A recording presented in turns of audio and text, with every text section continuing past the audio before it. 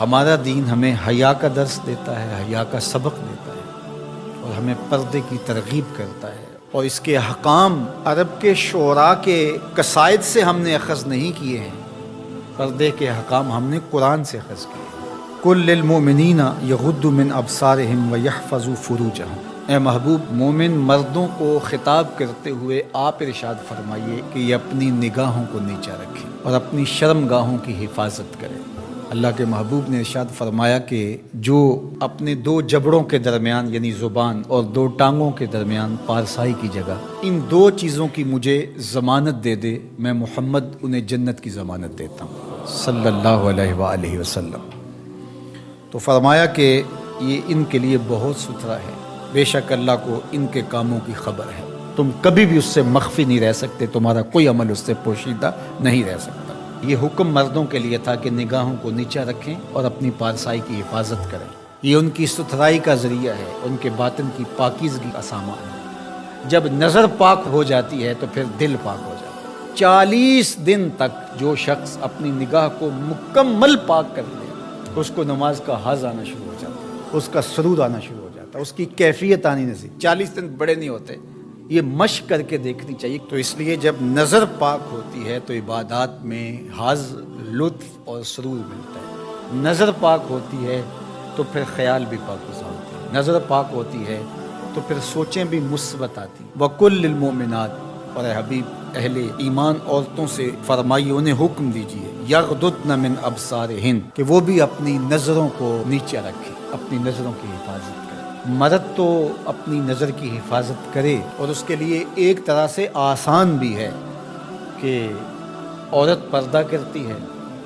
تو جو عورت نہیں پردہ کرتی وہاں اس کو کنٹرول کرنا پڑے گا، لیکن مرد کے چہرے پہ پردہ تو نہیں ہوتا، تو عورت تو پھر اپنی نظر کو زیادہ محفوظ رکھنا پڑے گا۔ حضرت ام سلمہ رضی اللہ تعالی عنہا فرماتی ہیں کہ حضرت میمونہ رضی اللہ تعالی عنہا زوجہ رسول موجود تھی میرے ساتھ، یہ دونوں ازواج موجود تھیں کہ حضرت عبداللہ ابن ام مکتوم تشریف لائے اور یہ نابینا تھے، تو انہوں نے پردے کا اہتمام نہیں کیا، تو حضور نے ارشاد فرمایا کہ تم نے پردہ کیوں نہیں کیا، پردہ کرو۔ تو انہوں نے آگے سے کہا حضور یہ تو نابینا ہیں، فرمایا تم نابینا تو نہیں ہو۔ وَيَحْفَظْنَ فُرُوجَهُنَّ، اور اپنی پارسائی کی حفاظت کریں، اپنی آبرو کا پہرا دیں۔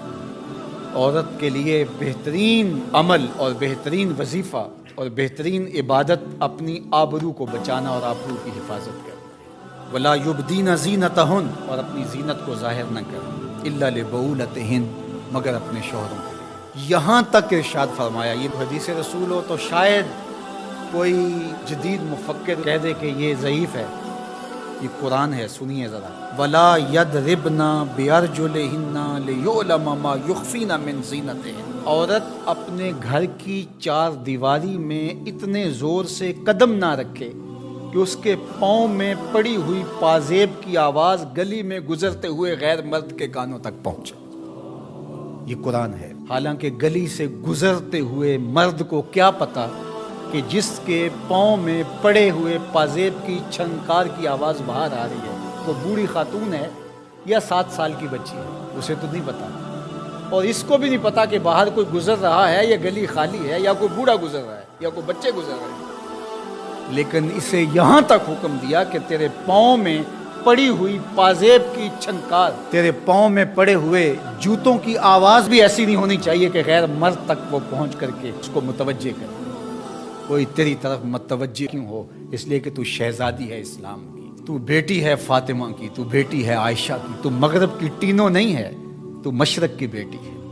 یہ پردہ تیرے لیے بوجھ نہیں ہے، یہ پردہ تیری آبرو کا پہرا ہے، تیرے برقعے کی ایک سلوٹ تیرے حیا کا تیور ہے۔